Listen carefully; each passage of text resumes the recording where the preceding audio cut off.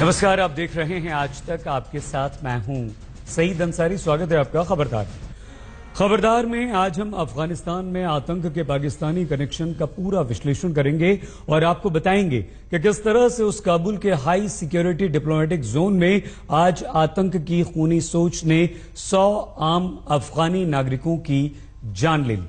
जो इलाका शायद इस दुनिया के सबसे कलाबंद सुरक्षित इलाकों में से है, जहां दुनिया के हर बड़े देश के दूतावास हैं।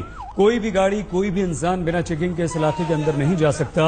लेकिन इसी इलाके में आतंकवादी विस्फोटकों से भरे वाटर टैंकर को ले जाकर उड़ा देने में कामयाब रहे, जिसमें 100 लोग मारे गए, 300 से ज्यादा घायल हो गए।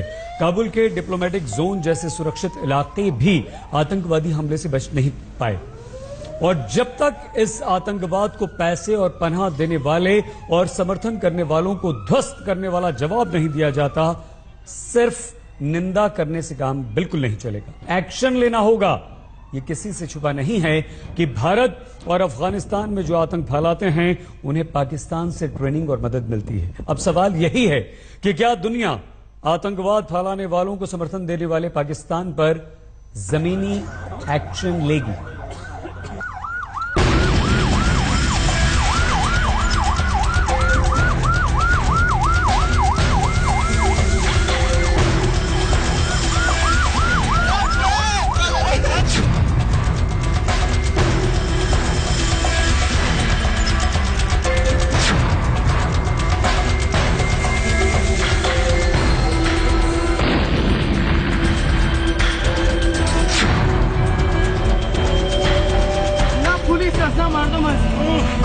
बिल्डिंग की बिल्डिंग ध्वस्त हो गई, लाइन से खड़ी गाड़ियां तबाह हो गईं। ये वीडियो देखकर कौन कह सकता है कि ये अफगानिस्तान के काबुल की सबसे सुरक्षित, सबसे चमकदार, सबसे हाई प्रोफाइल, सबसे कामकाजी जगह हो सकती है।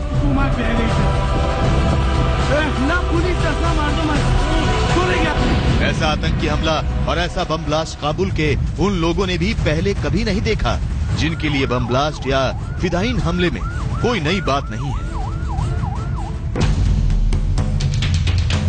अफगानिस्तान की राजधानी काबुल में सुबह 8:30 बजे का वक्त, पीक ऑफिस टाइम। काबुल के इस हाई प्रोफाइल इलाके में लोग ऑफिस पहुंचे ही थे कि भयानक विस्फोट सुनाई दिया और उसके बाद इस इलाके में तबाही और दहशत की जो तस्वीर थी, वो दिल दहला देने वाली थी। कम से कम 100 लोग मारे गए, 300 से ज्यादा लोग घायल हो गए। अस्पतालों में जगह की कमी पड़ गई। लोगों से ब्लड डोनेट करने की अपीलें की गई।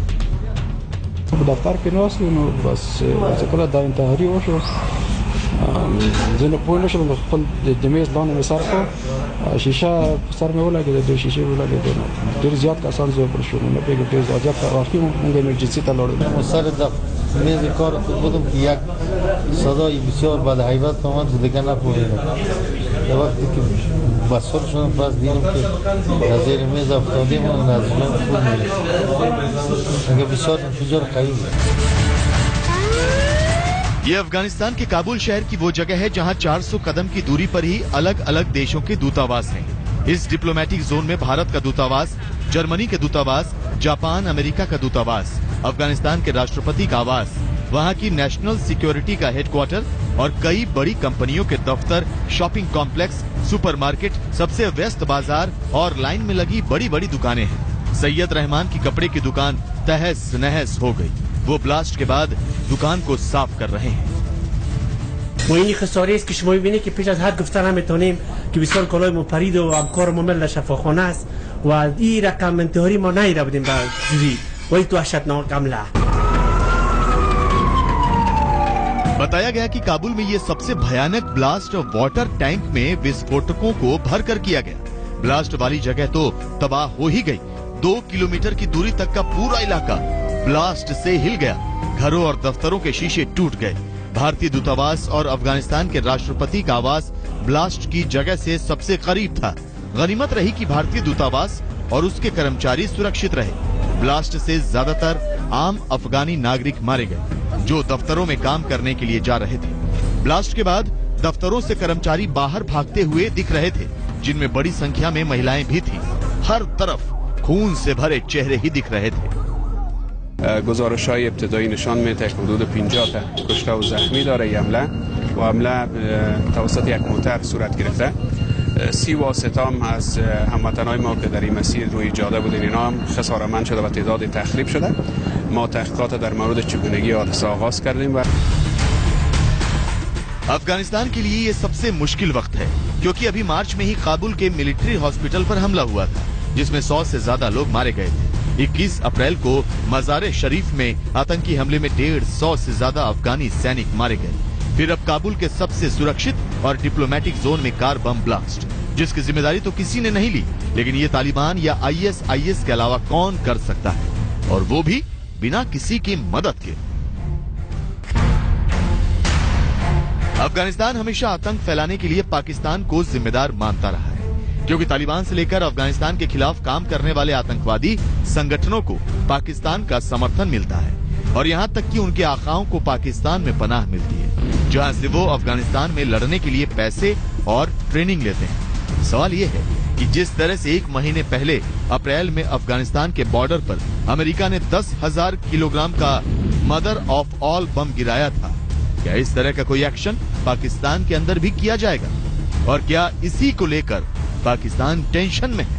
और आज काबुल ब्लास्ट की खबर के बाद नवाज शरीफ और पाकिस्तान के आर्मी चीफ की अचानक मुलाकात भी हुई। आज तक ब्यूरो। काबुल ब्लास्ट की जिम्मेदारी अभी तक किसी संगठन ने नहीं ली है, लेकिन इसके पीछे निश्चित तौर पर तालिबान और वो दूसरे आतंकवादी संगठन होंगे जिन्हें पाकिस्तान के सिस्टम से मदद और समर्थन मिलती रहती है। भारतीय दूतावास के करीब ये ब्लास्ट इस बारे में संदेह को और भी बढ़ाता है। अफगानिस्तान में किस तरह से पाकिस्तान आतंक को फैलाकर अस्थिर करने की कोशिश करता रहा है, आइए ये भी हम आपको बताते हैं। अभी कुछ दिन पहले अमेरिकी खुफिया एजेंसियों के प्रमुखों ने अमेरिकी संसद को बताया कि पाकिस्तान ने अपनी जमीन से आतंकवादी गतिविधियों को रोकना बंद नहीं किया। इसमें अमेरिका के national intelligence director Dan quotes ने कहा कि जब तक पाकिस्तान में पाले जाने वाले आतंकवादी संगठनों पर कार्रवाई नहीं होती, तब तक अफगानिस्तान में स्थिरता नहीं आएगी।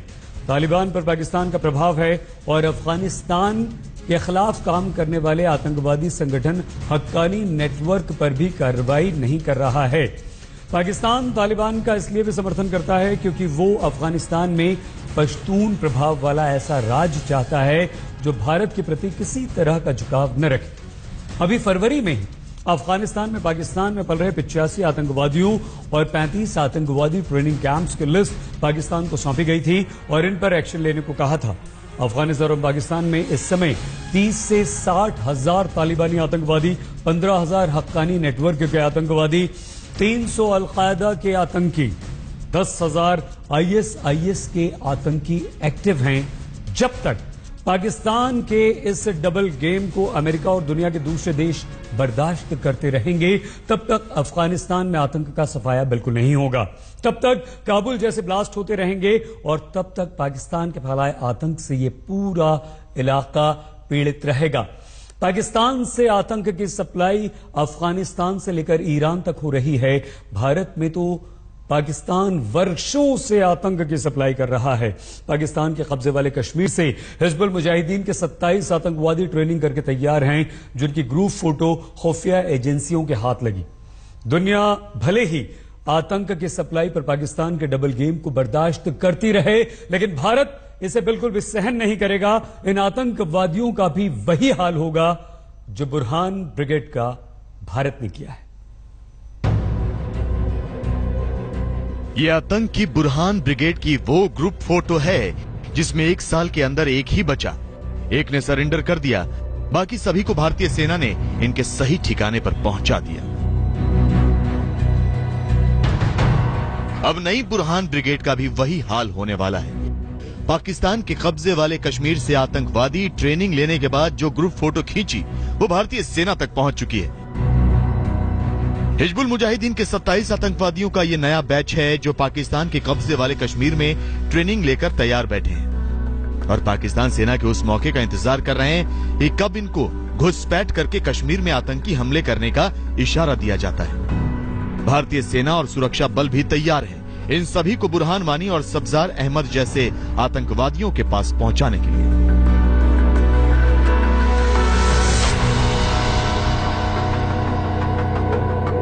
सेना का पहले की जो इनकी लीडरशिप है, लीडरशिप को भरा जाए ये सारे के सारे जो है लीडर्स को पहचान लिया है, उनकी फोटोज को रिलीज किया गया है, उनको टारगेट किया जाएगा, क्योंकि एक बार ये लीडरशिप खत्म हो जाने से बाकी जो लोग होते हैं उनमें खलबली बच जाती है, उनकी इफेक्टिवनेस, उनकी मोटिवेशन, उनका मोराल गिर जाता है और वो इतने बड़े पैमाने पर देश के खिलाफ कार्रवाई नहीं कर सकते। भारतीय सेना आतंकियों की घुसपैठ कराने वाली पाकिस्तान की पोस्ट और बंकर तक ध्वस्त कर रही है।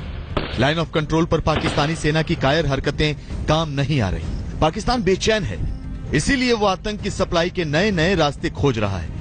बैट टीम के एसएसजी कमांडो के साथ आतंकवादी लाइन ऑफ कंट्रोल पर रेकी करने में जुटे हैं कि कहां से घुसपैठ करने का मौका मिल जाए। पासेस खुल चुके हैं, बर्फ पिघल चुकी है, पाकिस्तान के विंडो ऑफ अपॉर्चुनिटी है नवंबर तक और घुसपैठ बेटियों को भेजने के लिए। अभी फौज ने फैसला किया, जो बहुत बड़े पैमाने पर सर्च एंड कॉर्डन ऑपरेशंस हो रहे हैं बारी बारी, कभी पुलवामा में, कभी सोपुर में, कभी शोपिया में, कभी कुलगाम में, कभी अनंतनाग में, और इनको और बढ़ाया जाएगा। खुफिया सूचनाओं के मुताबिक पाकिस्तानी सेना ने लाइन ऑफ कंट्रोल पर करीब 200 आतंकवादियों को घुसपैठ के लिए तैयार कर लिया है। घुसपैठ कराने के मकसद से वो आए दिन लाइन ऑफ कंट्रोल पर गोलाबारी करती है, लेकिन एलओसी पर अब भारतीय सेना पाकिस्तान को कोई मौका नहीं देगी। सूत्रों के मुताबिक पुंछ सेक्टर में भारत ने जवाबी फायरिंग में पाकिस्तानी सेना की मुजाहिद बटालियन से एक को ढेर कर दिया। हफ्ते भर के अंदर करीब 12 आतंकवादी और घुसपैठिए मार गिराए गए। मंजीत नेगी, दिल्ली, आज तक। स्वागत है एक बार फिर से आपका खबरदार में।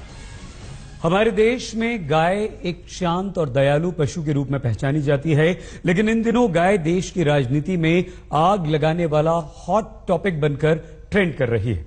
और शायद इसी का यह असर है कि आज राजस्थान हाईकोर्ट ने गायों के हक की आवाज उठाई। राजस्थान हाईकोर्ट ने कहा कि गाय को राष्ट्रीय पशु घोषित किया जाए। अभी बंगाल टाइगर को यह दर्जा मिला हुआ है। अदालत की सिफारिश है कि कानून में बदलाव करके गौहत्या के मामले में उम्र कैद की सजा दी जाए। अभी गौहत्या में 3 साल की सजा का प्रावधान है। अपने ऐतिहासिक फैसले में राजस्थान हाईकोर्ट ने कहा कि गायों की हिफाजत करना राज्य सरकार के साथ साथ जनता की भी जिम्मेदारी है। राजस्थान हाईकोर्ट ने ये निर्देश जयपुर की हिंगोनिया गौशाला में गायों की मौतों के मामले में सुनवाई करते हुए दिए हैं, जिसकी रिपोर्ट सबसे पहले आज तक ने ही देश को दिखाई थी। दिसंबर 2016 में खबरदार यानी कि हमारे इसी कार्यक्रम में ही हमने हिंगोनिया गौशाला में दम तोड़ती गायों की हकीकत जग जाहिर की थी। हिंगोनिया गौशाला राजस्थान की सबसे बड़ी गौशाला है, लेकिन वहां फैली अव्यवस्था की वजह से हर महीने 500 गायों की मौत की खबर जब आज तक पर हमने दिखाई तो पूरे सरकारी महकमे में हड़कंप मच गया था। आज तक पर हिंगोनिया गौशाला की रिपोर्ट दिखाए जाने के बाद राजस्थान के वसुंधरा सरकार की काफी किरकिरी हुई थी। आप अपने टीवी स्क्रीन पर हिंगोनिया गौशाला में गायों के बदतर हालात की वही पुरानी तस्वीरें देख रहे हैं, जिन्हें देखकर राजस्थान हाईकोर्ट में याचिका दायर की गई थी। हमें इस बात का संतोष है कि हिंगोनिया गौशाला में मरती हुई गायों के हक में जो आवाज हमने उठाई थी उसका सकारात्मक असर हुआ है। तो अब बंगाल टाइगर से राष्ट्रीय पशु का ओहदा छीनकर गाय को देश का राष्ट्रीय पशु घोषित किया जाए या नहीं, यह तो केंद्र सरकार को तय करना है। लेकिन इन दिनों देश की राजनीति में जिस तरह से गाय पर घमासान छिड़ा हुआ है, उसने गाय को अघोषित तौर पर सियासी पशु तो बना ही दिया है। गाय पर होती राजनीति और भड़काऊ राजनीति की आग में घी डालने का काम किया है केंद्र सरकार के उस आदेश ने, जिसमें काटे जाने के लिए गौवंश की खरीद फरोख्त पर बैन लग गया है। इस बैन में गाय, बछड़े, बैल, सांड, भैंस के साथ साथ ऊंटों की खरीद फरोख्त भी शामिल है, जिसके बाद से ही देश की राजनीति में गाय के नाम पर मारकाट मची हुई है। लेकिन इस सियासी घमासान के बीच उन लोगों की सुध लेने की सुध किसी को नहीं है जो सरकार के इस फैसले से सबसे ज्यादा प्रभावित होंगे। ये वो लोग हैं जिनकी जिंदगी ही गौवंश पर आश्रित है। गाय और गौवंश पर होती राजनीति के बीच आज तक उन लोगों तक पहुंचा है जिन्हें गौवंश की खरीद फरोख्त पर आए सरकारी आदेशों का सबसे ज्यादा खमियाजा भुगतना पड़ेगा। काटे जाने के लिए गौवंश की खरीद फरोख्त पर पाबंदी की व्यावहारिकता को जानने के लिए हमारे संवाददाता आनंद पटेल ने हरियाणा के मेवात में एक साप्ताहिक पशु बाजार का दौरा किया। आप भी देखिए।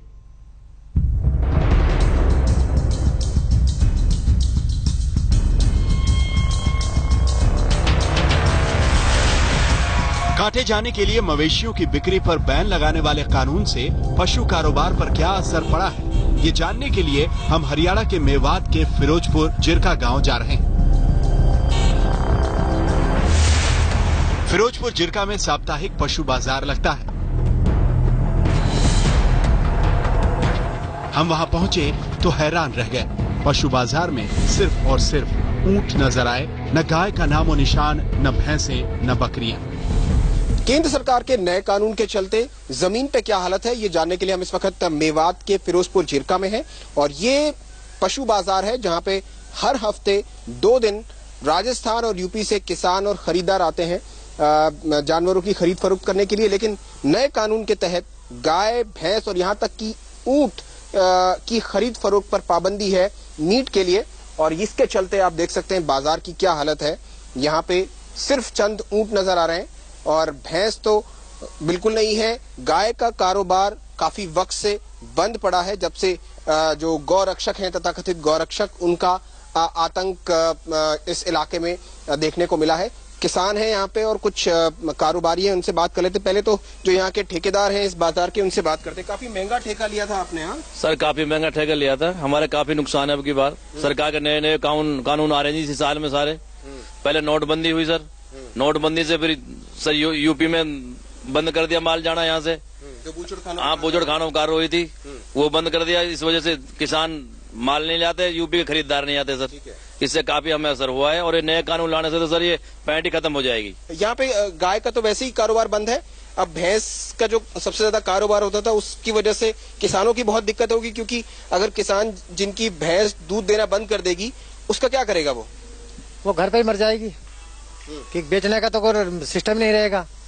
इसलिए किसान के जो बूढ़ा पशु हो जाता, दूध नहीं देता, वो घर पे मर जाएगा। फिर कि पैंट में अगर यहाँ बाजार में लाएगा तो पकड़ा जाएगा, लाएगा तो फिर करेगा क्या? यहाँ के आगे माल खरीद नहीं रहा कोई तो फिर यहाँ लाके क्या करेगा? यहाँ पे खेती इतनी ज्यादा नहीं होती है तो ये पशु के जो कारोबार हैं इस पे ही लोगों की रोजी रोटी है।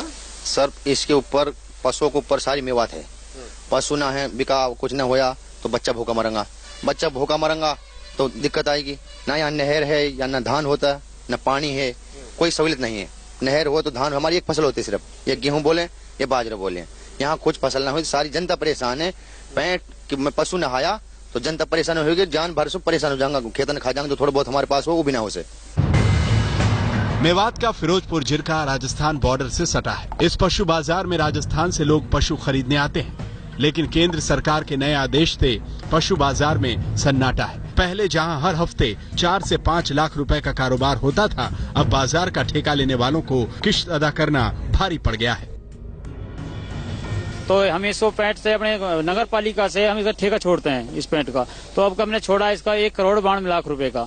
तो सर जब से नोटबंदी हुआ है, जब से ज्यादा असर पड़ रहा है, ठेकेदारों के पास भी इसकी किस्त नहीं निकल पा रही है सर।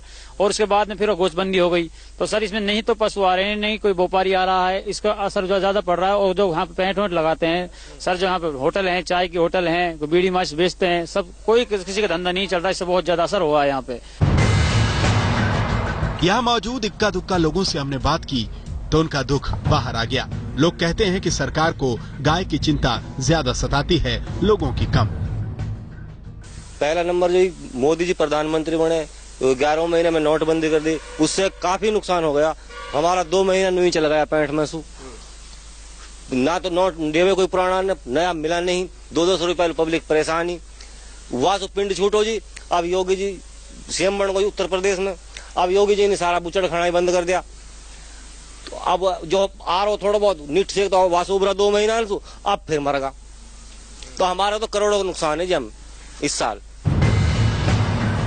फिरोजपुर जिरका के इस पशु बाजार में हर किसी को बस एक ही बात समझ में नहीं आ रही। बूढ़ी और बेकार हो चुकी गाय भैंसों को कौन पालने के लिए खरीदेगा, और सरकार है कि उसको ये बात समझ नहीं आ रही। केंद्र सरकार के नए कानून से पशु कारोबार पर दोहरी मार पड़ रही है। गौरक्षकों के डर से पहले ही गाय पालना दूभर हो चला है और अब नए कानून की वजह से बूढ़ी और बेकार भैंसों को बेचना और खरीदना भी मुश्किल हो गया है। सरकार को प्रतिबंध के साथ साथ विकल्प भी सुझाने चाहिए थे। मेवात से कैमरा पर्सन प्रदीप गुप्ता के साथ आनंद पटेल, आज तक। चलिए, माना कि भारत में गाय आस्था का विषय है, इसलिए उसे कत्ल के लिए बेचे जाने पर केंद्र सरकार पाबंदी लगाना चाहती है। लेकिन बैन वाले इस लिस्ट में भैंसों का नाम शामिल करके केंद्र सरकार ने अपने ही लिए मुसीबत मोल ले ली है। डेयरी उद्योग से जुड़े लोग ये कह रहे हैं कि जब देश में भैंस से किसी की भी भावनाएं नहीं जुड़ी हुई हैं, तो फिर भैंसों को काटे जाने के लिए बेचने पर बैन क्यों लगाया गया। इस बात को तर्क की कसौटी पर जांचने के लिए आज तक की टीम मेरठ के सरधना में एक डेयरी फार्म पहुंची और वहां डेयरी किसानों से बात करके ये जानने की कोशिश की कि भैंसों की बिक्री पर बैन का डेयरी उद्योग पर कैसा और क्या असर पड़ रहा है।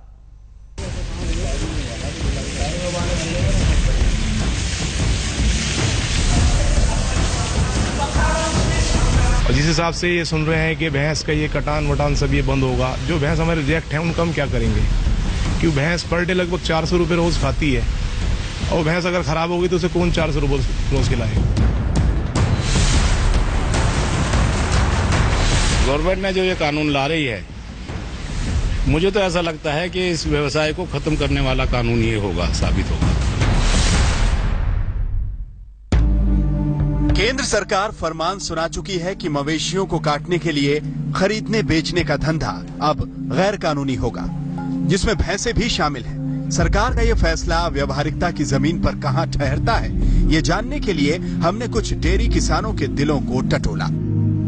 तो हम अभी सरधना में हैं और हमारे साथ 2 डेयरी फार्मर्स हैं और जो हमें बताएंगे कि अगर भैंसों को ये जो नया रूल लागू हुआ है उसके दायरे से बाहर नहीं किया गया तो आप पे क्या बीतेगी, इस पूरे कारोबार जो डेयरी फार्मिंग का कारोबार है इस पे क्या बीतेगी।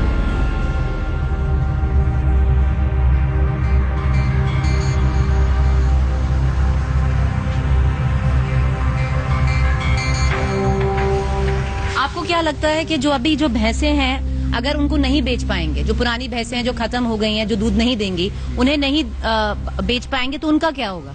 बस वो फिर छोड़नी पड़ेंगी, कौन खिलाएगा। रोड पे छोड़ेंगे, रोड पे फिरेंगी खाली खुलती, वरना कुछ ना कुछ इंतजाम करा जाए इनका। अब काम इस तरीके से तो काम ही नहीं कर सकते हम। इदरीस एक डेयरी किसान है। इनके फार्म में 700 भैंसें हैं, जिनमें से 150 भैंसें हर साल दूध देने के अयोग्य हो जाती हैं। इदरीस कहते हैं कि सरकार के फैसले से तो उनका धंधा ही बैठ जाएगा। लगभग मेरे पे 700 भैंस के करीब हैं यहाँ। 700 भैंसों में लगभग 150 भैंस के करीब खराब हो जाती हैं साल में, जो हमें सलाटर भेजनी पड़ेंगी। अगर नहीं भेजेंगे तो काम बिल्कुल ही चल नहीं पाएगा। एक भैंस लाख के करीब होती है जो खराब हो जाती है, लगभग 40,000 के करीब हो जाती है, 60,000 उसमें घटते हैं। अगर वे 40 भी हाथ नहीं लेंगे तो फिर क्या, किस तरह से काम करेंगे। इदरीस की बातों पर गौर कीजिए। वो कह रहे हैं कि जो भैंसें दूध नहीं देंगी उन्हें कोई क्यों खरीदेगा, काटने के लिए ही ना। और सरकार चाहती है कि भैंस दूध दे या ना दे, काटने के लिए बेची ना जाए। आखिर ये क्या बात हुई?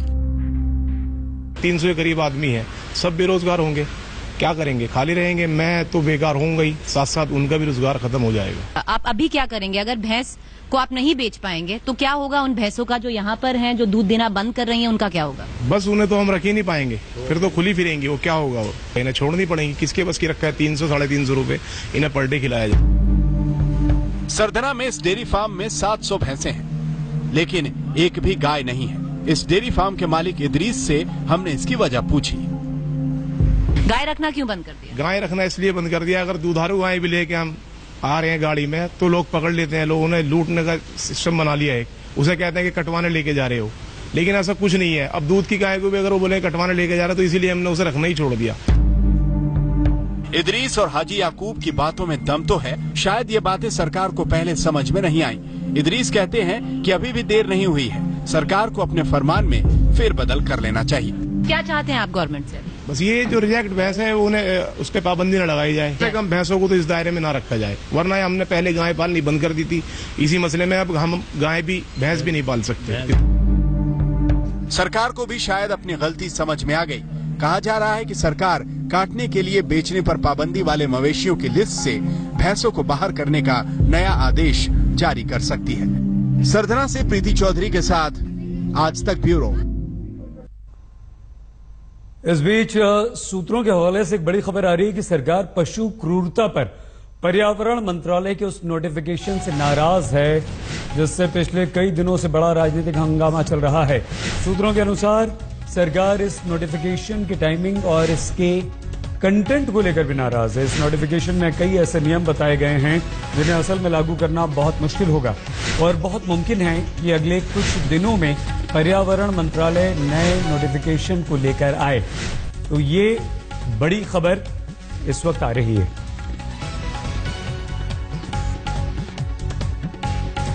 खबर आप कीजिए, बस थोड़ा सा इंतजार, कुछ ही देर में हम होंगे हाजिर। तो